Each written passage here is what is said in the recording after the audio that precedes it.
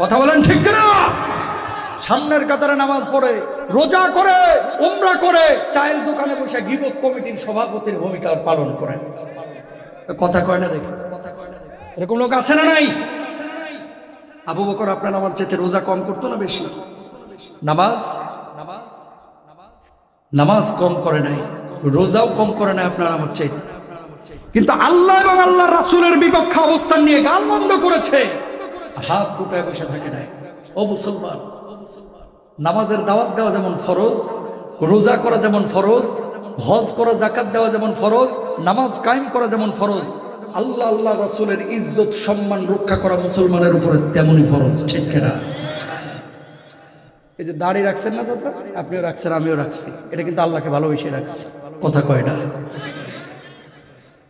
অনেকে বলে দাড়ি রাখলে, কিরে জামাতে যোগ দিলি কবে থেকে? কথা বলেন না কেন? জুব্বাটা কিন্তু নবীজিকে ভালোবেসে পড়েছি, এই টুপিটা কিন্তু নবীজিকে ভালোবেসে পড়েছি, সুন্নাহের উপরে নবীজিকে ভালোবেসেই কিন্তু আছি। কেউ কেউ বলে দাড়িকে জঙ্গির দাড়ি, টুপিকে জঙ্গির টুপি, জুব্বাকে জঙ্গির জুব্বা। আছে না নাই? জোরে বলেন। নামাজ আগে পড়তো না, এখন নামাজ পড়া শুরু করেছে। চায়ের দোকান থেকে মুরব্বী বাঁকা চোখে তাকে, টাকনুর উপরে আগে কাপড় পরতো, নিচে পড়তো, এখন টাকনুর উপরে উঠছে। কিরে, কি হেফাজতে যোগ দিল কিনা? এরকম কিছু মুসলমান নামধারী মুনাফিক আপনার আমার এলাকায় আছে না নাই? জোরে বলেন। থানায় যে চুপ করে কমপ্লেন করে, এটা শিবিরে যোগ দিচ্ছে। মুসলমান, এই দাড়িটা আমার নবীজির সুন্নাহের দাড়ি, এই টুপিটা আমার নবীজির সুন্নাহের টুপি, এই জুব্বা আমার নবীজির সুন্নাহের জুব্বা। কেউ যদি দাড়িকে গোরক্ষ করে, কেউ যদি জঙ্গির টুপি বলে, এই টুপিকে গোরক্ষ করে, এই জুব্বাকে কেউ যদি বলে যে জঙ্গির জুব্বা, আল্লাহর কসম এগুলো পরে 1000 বার জঙ্গি হতে রাজি আছি, আমার নবীর গলায় ছুরি চালাইতে রাজি নয়। ঠিক কেন? অনেক মুসলমান এগুলো আছে। তার মানে কি? নামে মুসলমান, নামে আব্দুর রহমান। আজকে কোরআন আমার সমাজের মধ্যে আছে না? নাই।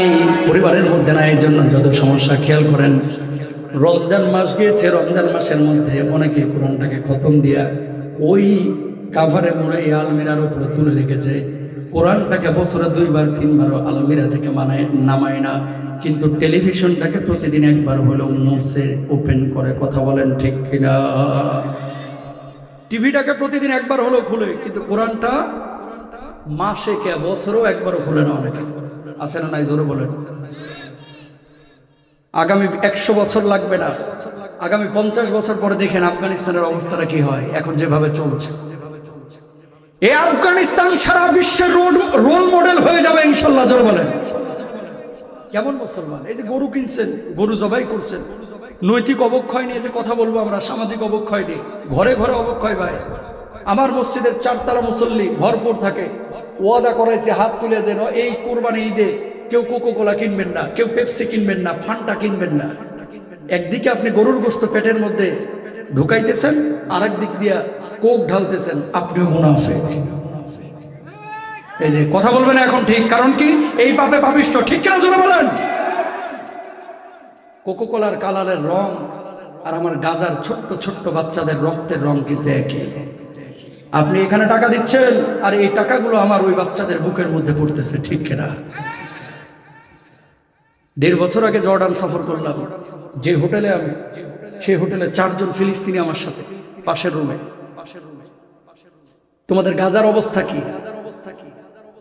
এই যুবককে জিজ্ঞেস করার পর যে জবাব দিল যে আমার চাচাতো ভাই, খালাতো ভাই, একই পরিবারের 14 জন শহীদ হয়েছে। আল্লাহু আকবার বলেন না? তুমি তোমার সন্তানটাকে বুকে নিয়ে ঘুমাও না? আমি বলি হ্যাঁ। কয় বাচ্চার কপালে চুমু দাও না? কয় হ্যাঁ। বাচ্চার মাথায় যে গন্ধটা, এই গন্ধটা ভালো লাগে না? কয় হ্যাঁ। ছোট বাচ্চার সবকিছুই কিন্তু দুর্গন্ধ থাকলেও সুঘ্রাণী মনে হয় প্রত্যেকটা বাবার কাছে। তার মুখের লেলাটা আপনার ঘৃণা লাগে না? খেয়াল করে দেখেন। আমার ফিলিস্তিনের এই ছোট বাচ্চাগুলো তার বাবার কাছে এমনই মহব্বতের। রাত্রিবেলায় ঘুমিয়েছিল বাপের কোলে, বুকের উপরে বোমা আঘাতে সন্তান ছিন্ন ভিন্ন হয়ে গেছে। বাপ মারা যায়নি, ইনজুরি হয়েছে। সকালবেলায় লাশ খুঁজতে গিয়ে ডান হাত পাইছে, ডান পায়ের একটু অংশ পাইছে, বাম হাত আর বাম পায়ের একটু অংশ পাইছে। এটা পলিথিনে করে নিয়ে ইমাম সাহেবের কাছে গেছে। ইমাম সাহেব, এই যে আমার নাড়ি ছেড়া ধন, আমার বুকের মালিক, জানাজাটা পড়ায় দেন। 4.5 বছর বাচ্চার বয়স। ও মুসলমান, এই যে বাচ্চা, ওই বাবা তার ছেলের লাশ পাইল না, এক হাত এক পা আর কিছু চামড়া গোশত পাইছে, এটা টুকায়া পলিথিনের মধ্যে নিয়ে জানাজার মধ্যে গিয়েছে, ইমাম সাহেবের কাছে পৌঁছে দিয়েছে। এই বাবার জন্য কি একটু মায়া আপনার আমার হয় না? হওয়া দরকার আছে না নাই? সুতরাং যদি এদের প্রতি মায়া থাকে, ফিলিস্তিনের স্বাধীনতার পক্ষের লোক যদি আপনারা হয়ে থাকেন, ইসরায়েলি কোন পণ্য বাংলার জমিনে আমরা কোন দোকানে ঢুকতে দেব না, বাড়ির মধ্যে আমরা ঢুকতে দেব না। ঠিক করে মুসলমান ইনশাআল্লাহ জোরে বলেন কারা রাজি আছেন? হাতটা তুলে দেখান। লিল্লাহি তাকবীর। আল্লাহ কবুল করুন, বলুন আমিন। দোকানে দাওয়াতি কাজ করেন, যে মৌজো রাখো, বাংলাদেশি কোলা রাখো, আর যদি না রাখতে পারো দোকানও বয়কট করবেন। আরে ইনশাআল্লাহ বলেন না, আরো জোরে বলেন ইনশাআল্লাহ। নবীজি কি বলছেন? আল মুসলিমু আখুল মুসলিম, মুসলমান মুসলমানের ভাই। আল মুসলিমু কাজাসাদিন ওয়াহিদ, সারা পৃথিবীর মুসলমানরা হচ্ছে একটা দেহের মতো। আমার নবী এই জন্য বলেছেন সারা পৃথিবীর মুসলমানরা হচ্ছে একটা দেহের মতো। ইনিস্তাকা আইনুহু ইস্তাকা কুল্লুহু ওয়া ইনিস্তাকা রাসুহু ইস্তাকা কুল্লু। কোন মানুষের যদি চোখটা আক্রান্ত হয়, ব্যথা করে, গোটা শরীরটাই যেন অসুস্থ হয়ে যায়। একজন মানুষের মাথা যদি ব্যথা করে, গোটা দেহটা যেন আক্রান্ত হয়ে যায়। একজন মানুষের পেট ব্যথা করলে যেমন পুরো শরীরটা অসুস্থ হয়ে যায়। বিশ্বের আনাচে কানাচে কোনো মুসলমান কোন জায়গায় যদি আক্রান্ত হয়, আল্লাহ নবী সাল্লাল্লাহু আলাইহি ওয়াসাল্লাম বলছেন সারা দুনিয়ার গোটা মুসলমানরাই যেন আক্রান্ত হয়ে গেল। বলুন আল্লাহু আকবার। প্রিয় ভাইরা আমার, মুখে আমাদের ঈমান আছে, অন্তরের মধ্যে আমাদের ইসলাম আছে, কিন্তু ঈমানের যেই দাবি, ইসলামের যেই দাবি, সেই দাবিগুলো আমরা পূরণ করতে পারছি না। এই জন্য চুরি বন্ধ হচ্ছে না, ডাকাতি বন্ধ হচ্ছে না। সামনের কাতারে নামাজ পড়তেছি, রমজান মাসে রোজা আমরা রাখছি, হজ করতেছি, আমরা উমরা হজ্জ যাচ্ছি, কিন্তু কোরআনের বিধানকে কায়েম করার জন্য, বাস্তবায়ন করার জন্য, আল্লাহর জমিনে আল্লাহর দ্বীনকে কায়েম করার জন্য অনেকে কিন্তু চেষ্টা চালায় না। সুতরাং একদিকে শুধু নামাজ পড়লাম, আর একদিকে দ্বীন কায়েমের ব্যাপারে কোনো ফিকির করলাম না। একটা মানলেন আর একটা মানলেন না, আপনি পূর্ণাঙ্গ মুসলমান হইতে পারলেন না। ঠিক কিনা? প্যারা হাবিব সাল্লাল্লাহু আলাইহি ওয়াসাল্লামের কাছে ঈমান আনে না, অথচ মুসলিম সাহাবীরা এসে বসে থাকতো। আমর ইবনুল আস রাদিয়াল্লাহু তাআলা আনহু ঈমান আনে নাই, কিন্তু সামনে বসে আছে। অন্যান্য সাহাবীরা বলতেছেন, ও আমর ইবনুল আস, তুমি তো ঈমান আনো নাই, তুমি তো এখনো মুসলিম, কিন্তু নবীজির সামনে কেন বসে থাকো? কয়, ওনার কথা শুনলে আমার ভালো লাগে। সুবহানাল্লাহ। ওইদিকে আব্দুল্লাহ জুলবাজাদাইন ঈমান আনে নাই, মুশরিক সাহাবী, আল্লাহর নবীর সামনে বসে আছে। অন্যান্য সাহাবীরা বলতেছেন, ঈমান আনো নাই, কিন্তু সামনে কেন বসে আছে? উনি যখন কথা বলে মুখ দিয়ে যেন মুক্তার দানাগুলো একেবারে ঠিকরে পড়তেছে, একটা একটা করে বের হচ্ছে। ওনার কথা শুনলেই ভালো লাগে, এই জন্য ওনার সামনে বসে থাকি। আল্লাহু আকবার বলেন। অমুসলিমরা নবীজির সামনে এসে বসে থাকে। কথা শুনতে শুনতে এক সময় ইসলামের সৌন্দর্য বুঝতে পারলো। আব্দুল্লাহ জুলবাজাদাইন আল্লাহর নবীকে বললেন, ওগো নবীজি, আর দেরি করতে চাই না, আপনি আমার কালেমা পড়ায় দেন। আমি এতিম মানুষ, আমার বাপ মা কেউ দুনিয়ায় নাই, চাচার কাছে লালিত পালিত। আল্লাহর নবী কালেমা পড়ায় দিলেন, ইসলাম কবুল করলো।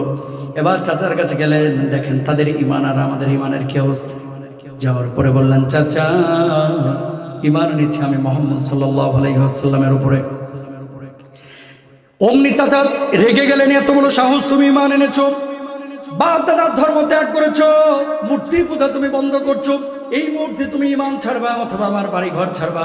শীতের রজনী একেবারে থরথর করে কাঁপতেছে আব্দুল্লাহ জুলবাজাদাইন। কয়, চাচা, এতদিন বুঝতে পারি না, এখন বুঝতে পেরেছি। ঈমান এনেছি আল্লাহকে খুশি করার জন্য। যদি আমার বাড়ি ছাড়তে হয়, আমি বাড়ি ছাড়তে পারবো, ঘর ছাড়তে হয়, ঘর ছাড়তে পারবো, জীবনটা যদি দিতে হয়, জীবনটাও দিয়ে দেব।